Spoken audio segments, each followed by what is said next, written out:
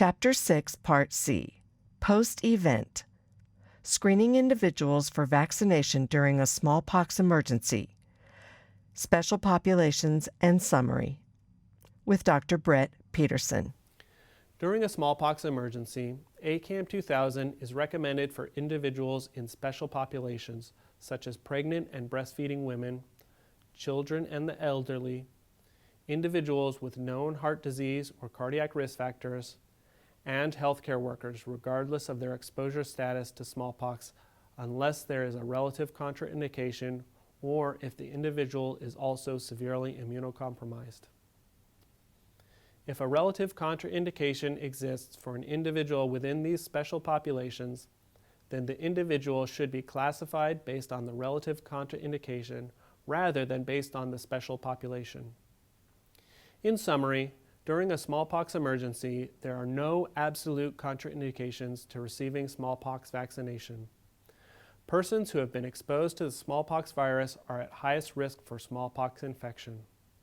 Because of a high likelihood of a poor immune response and an increased risk for adverse events, smallpox vaccination should be avoided in persons with severe immunodeficiency who are not expected to benefit from vaccine. For individuals with relative contraindications who have been exposed to smallpox, the potential for developing severe smallpox is considered a higher risk than the risk for adverse events following administration of replication-competent smallpox vaccine, and the benefits of vaccine-provided protection outweigh the risks for vaccine-associated adverse events. However, for those individuals at high risk for smallpox infection without known exposure to smallpox virus, screening for relative contraindications should be performed, as the risk-benefit assessment for smallpox vaccination will differ depending on the presence of certain medical conditions.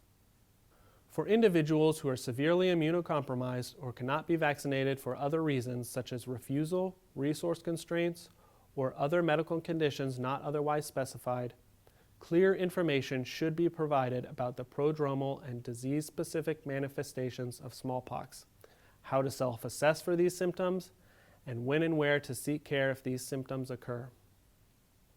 Further details, including algorithms on the evaluation and management of smallpox vaccination of persons that have been exposed to smallpox virus or at high risk for smallpox infection, can be found in the CDC MMWR publication titled Clinical Guidance for Smallpox Vaccine Use in a Post-Event Vaccination Program, dated February 20th, 2015. Also, please refer to www.cdc.gov/smallpox for more information on smallpox vaccination and adverse reactions, and to the ACAM 2000 package insert for ACAM 2000 specific warnings and precautions.